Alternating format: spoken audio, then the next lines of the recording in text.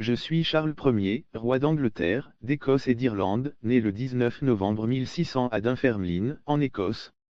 Fils de Jacques Ier et d'Anne de Danemark, j'ai grandi dans l'ombre de mon frère aîné, Henri Frédéric, qui était destiné à régner.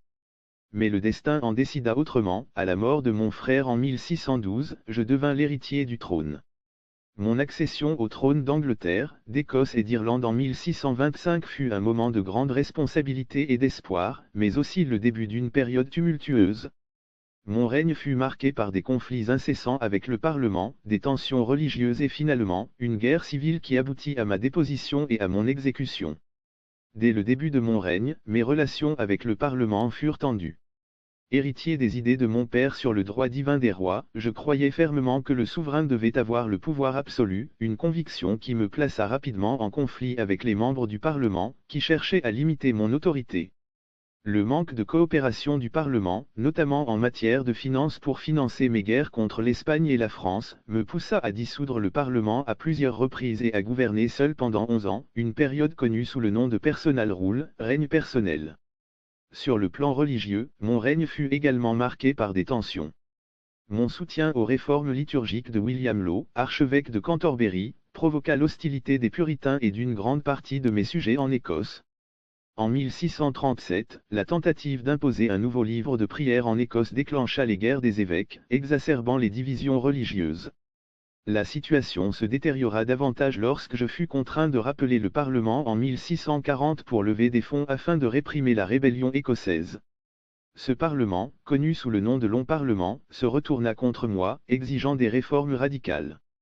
Les tensions culminèrent en 1642 lorsque j'envoyai des troupes pour arrêter 5 membres du Parlement, un acte perçu comme une tyrannie flagrante.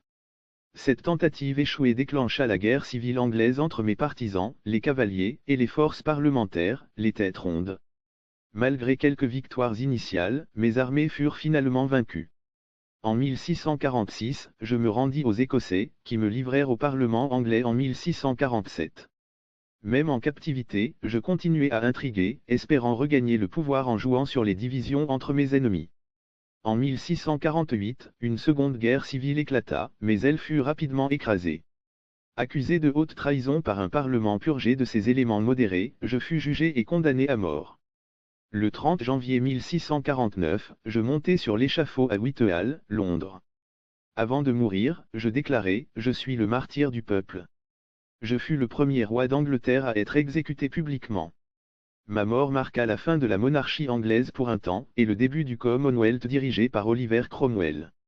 Mon règne est souvent jugé sévèrement, mais je reste convaincu que j'ai défendu avec honneur la cause de la monarchie et le droit divin des rois, même au prix de ma vie. Aujourd'hui, je suis souvent perçu comme une figure tragique, un roi qui n'a pas su s'adapter aux changements politiques de son temps, mais dont la détermination et la dignité face à l'adversité demeurent inoubliables.